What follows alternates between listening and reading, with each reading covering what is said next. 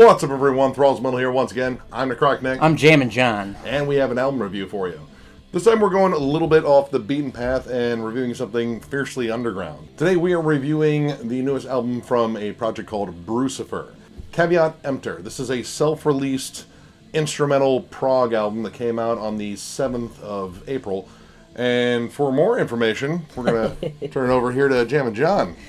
Alright, so Brucifer is the name of the drummer. He's a dear friend of mine, jammed with a band for a long time called Killbot Zero. I'm pretty sure they're still around. They've been around, it's got to be at least 10, 15 years. They're a two-man band fiercely known for odd, time-signatured, progressive, math, metal, rock. It's insane, and you gotta see it live. Yeah, you gotta see it live. Gotta see it live. In turn, you gotta come see Bruce live, because I would imagine, I would hope, it would be something along the lines of that show, but cooler.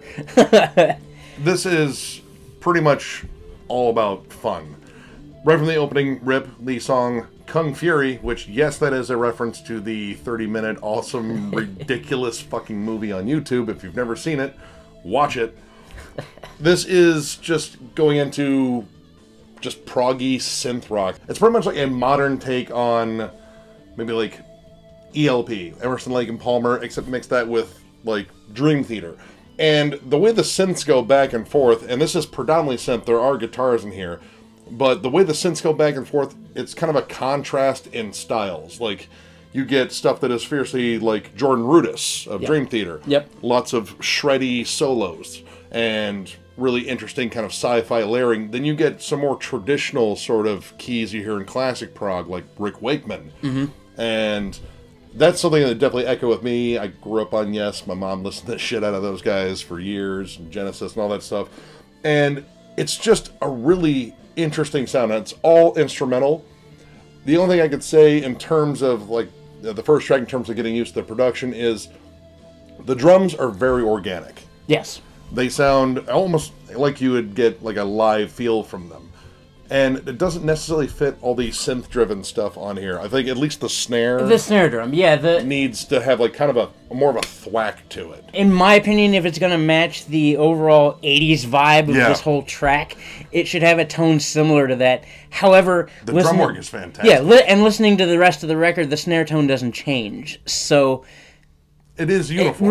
Right. I just, that's kind of like a personal thing with me. I'm a fucking child of the 80s. And it just, that would be like one extra layer that I thought would have really fit in really well. And there's a lot going on, even in this first track here. Elements of, again, classic prog, even some funk-laden moments in there. And then we get further in the album, like the story of Ricky. Yes, that is a reference to that movie. Ricky-O, I love it. Get used to film references, because we got Replicant, we have Stranger Danger, which is a reference to Doctor Strange. There's even a clip for that, which we both sat around and was like, dude, what is that? Right. From? Both of us were like, hold up, I've heard this.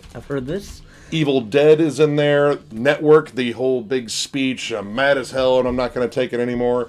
And that is an interesting element in here because it gives you like a visual cue. And how the music kind of intertwines with that is really interesting.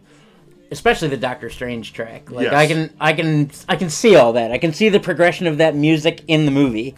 And it's literally the scene where, the Ancient One pretty much slaps him into the multiverse, and the music is as chaotic as that whole scene is, because that whole scene's like a bad fucking acid trip.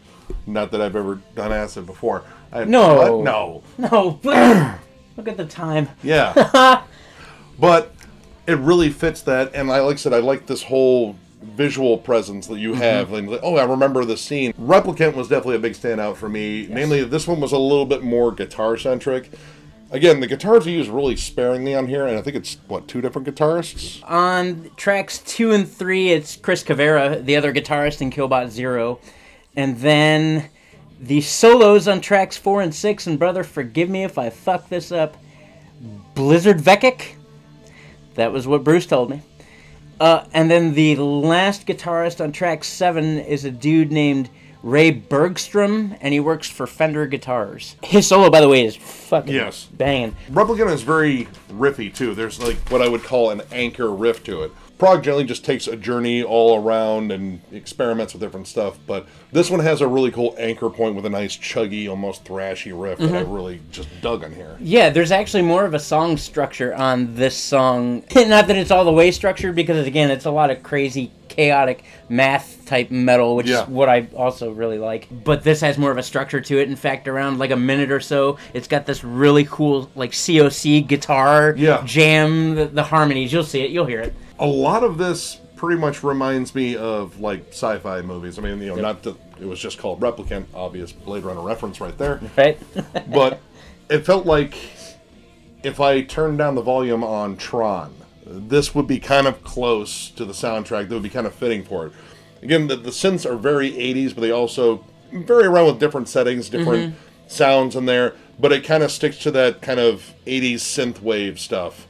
Except, again, fiercely proggy. The track of Farewell to Arms, again, all these songs start with really cool samples, and there's even samples that appear throughout the songs. Throughout the songs, too, that still relate to the original sample that was played. And we were listening to this, and Nick was like, I don't fucking know. And I was like, I kind of do, but I don't.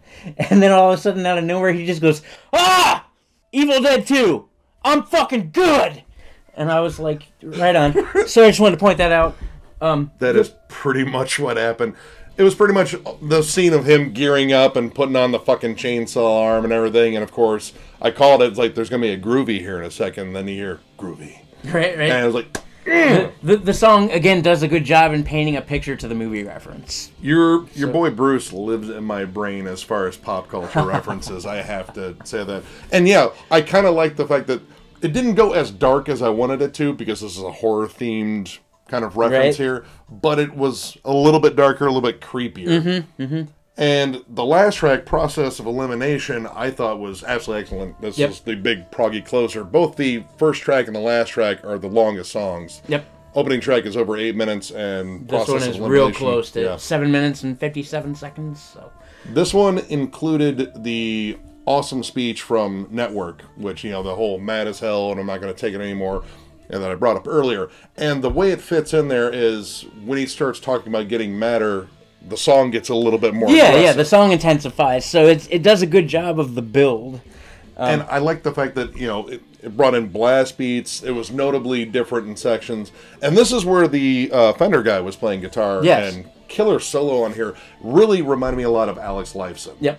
Who is probably one of the most underrated guitarists out there, in my opinion. And around the 2-minute 30-second mark, there's actually what I would call a drum solo, at least. Bruce kind of goes off here. He's a very talented drummer, so... I mean, honestly, this song kind of felt like a ramped-up YYZ. It really did. There's even some sections on there where they kind of just let those, like, calming synths just kind of come in, just those big notes. They're not doing the wily all-over-the-place stuff, and just, like, kind of the cool guitars. Like, it really felt like that, except... Of course, it got a little bit crazier. This was a really interesting listen. It was very immersive, and, you know, with pop culture references, I mean, that's where I live. I'm a fucking pop culture nut. We all are, so. And I never got bored listening to this. This was a lot of fun. Minor production issues, and sometimes songs could go a little off the rails, but for the most part, I was just latching the fact that this was a fun listen. It's cerebral, but it's not pretentious. It hones in on fun, which is awesome. So I'm going to give it 3.5 stars. I dig this. I'm hoping there's physical media for this, because I will totally buy this. For sure. And I would definitely jam this again, 100%. I'm also going to give it a 3.5. Again, I do have some minor gripes with production, but not enough to kill the album for me, for sure. It was a very fun listen. I know some of these guys personally, and I can see all of them kind of sitting around smiling as they jam this or coming up with these ideas, and it shows in the music. Again, there's nothing, like Nick said, nothing pretentious about this at all. And that's something prog can be occasionally. Yeah, for sure, for sure. Because a lot of prog music is done by perfectionists. And that's where that comes into play. But this was a killer jam. I look forward to seeing this live when concerts come back, you know? I fucking miss that shit. So, if you like the video, give it a thumbs up. And if you are new to the channel, subscribe, because we do shit like this all the time. And we're also on Instagram. Yes. And because we're on Instagram, if you are in a band and would like your band to be reviewed, I will personally review it in my What's John Jamming segments that are coming up here. I usually do a collection of 20, so if you're out there right now wondering why in the hell haven't I reviewed what's going on, I'm finishing my 20 collection tonight, so expect to see it soon. But no holds barred, man. We're trying to have a good time. We're hoping you have a good time. We're trying to create something special here amidst all this bullshit, because what else are we going to do? So, Valid. all right. You guys have a good night. Take her easy.